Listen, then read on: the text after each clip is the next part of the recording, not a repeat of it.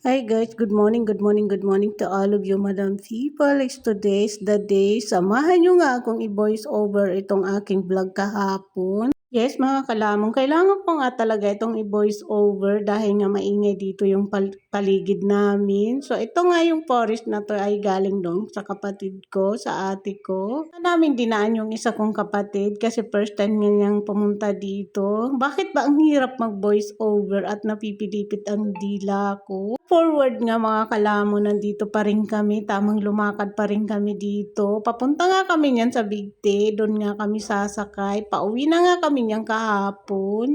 Forward nga mga kalamo, nandito pa rin kami, tamang lumakad pa rin kami dito sa forest. Napakaganda nga ng bundok na to mga guys. So, ngayon sa ate ko at sabi nga ng mga pinsan ko at yung kapatid ko, daw dumaan dito, napakadilim at wala nga ditong halos kabahay-bahay sa gilid ng daan. Puro puno nga yun makikita mo dyan at mga tracking. Yan daw guys yung naghahakot ng mga lupa-lupa siguro dito at mga bato ba. Hanap nga ng pinsan ko dyan yung puting bato, sabi ng ate ko at sabi ko nga dyan at wala na, tinunaw na yun at dinurog-durog na. Siguro mga guys, ginawa sigurong semento tapos yan nga daw yung mga tracking dito na dinaanan namin. Ayan nga yung tatlo, tamang dumaan nga sila dyan sa gilid na yan. Marami nga dyan gabi sa gilid na yan at may nagbababul nga daw dyan, naggugubat ba guys. Taniman yan guys ng kahit ano, pwedeng gabi, pwedeng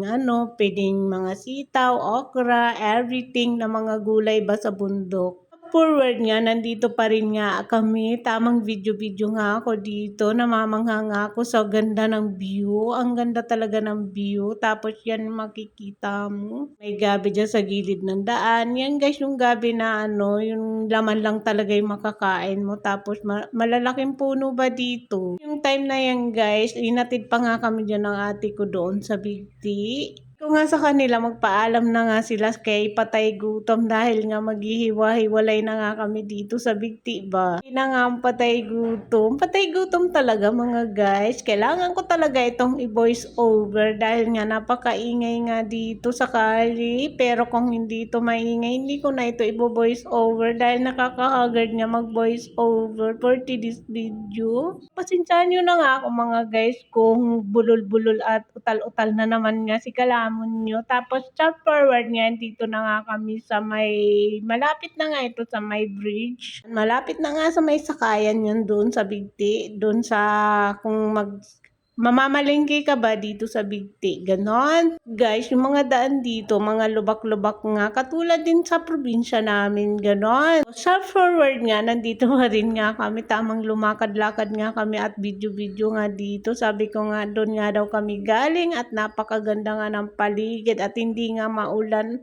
Mainit ngayon mga time na yan mga guys, pero maaga pa nga yan dyan at hinatid na kami ng ate ko. Nandito na nga kami sa bridge nila. Ngayong tulay dito na ano, dadaanan mo pag pupunta ka sa kanila at papuntahan ng palengke ka nga dadaan. So, sa forward nga, malapit na nga kami dito sa sakayan. Tamang damakad-lakad nga kami dito ng pinsan ko at yung mga kapatid ko ba. Saan ko nga dyan ako, mare ko, yan naka-violet. Yung kapatid ko yung dalawang naka-yellow. Ayan, wala lang naman kaming ginawa sa bahay nila kundi mag-happy-happy, magkalat, mag-ingay. Panood nyo nga guys yung mga in-upload ko na nag-inumang kami, nagkantahan. First time kasi namin magsama na tatlong magkakapatid at yung pinsan ko. Forward nga, nandito na nga ako sa bus, nakasakay na nga ako niyan. Video nga ako dito mga guys kasi nga maingay nga yung bus at nagpapa-music. Tapos kumakanta-kanta pa ako at sinasabayan ko nga yung music nila at napakaganda kasi ng music. Forward nga guys, nandito pa rin ako, tamang magbiyahe pa rin kami dito. Yun nga itong bus na to, kung may nagsasalita kasi dyan na parang nagraradyuhan sila yung kasama nila sa pagbiyahe ba yung mga bus driver, ganon. Kapag nga dyan nakapagpalo sa aming page, baka naman pakisupport naman ang aming vlog for today ay gumala at pumunta ng probinsya sa Bulacan. Lalo naman po yung page namin, Marlene Vlog Inc., Vlogger Girl and Kalamon at Kapatay Gutom. Yan po yung page namin, yan po yung aming YouTube channel, Facebook and TikTok. Marami pong salamat sa lahat ng nagpalo at sa lahat ng